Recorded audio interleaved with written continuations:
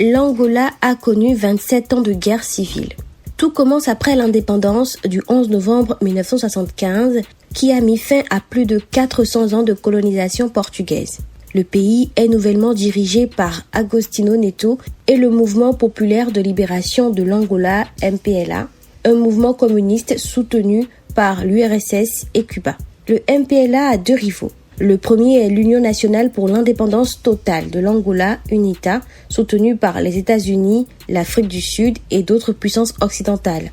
Le second est le Front national de libération de l'Angola, FNLA. Les deux rivaux cherchent à prendre le contrôle du pays.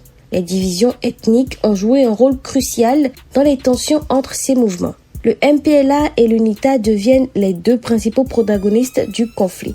L'UNITA, appuyé militairement par l'Afrique du Sud, les États-Unis et la Chine, contrôle les régions riches en diamants.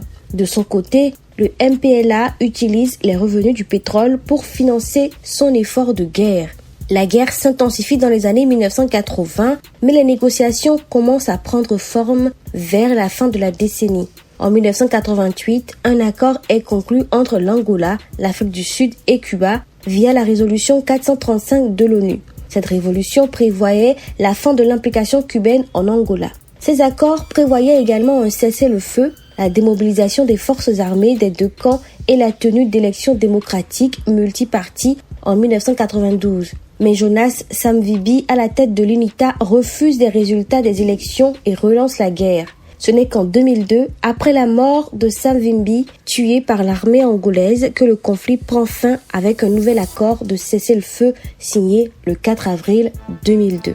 Depuis la fin du conflit, le MPLA est resté au pouvoir, avec João Lourenço succédant à José Eduardo dos Santos en 2017. Cette guerre civile a transformé l'Angola politiquement et économiquement.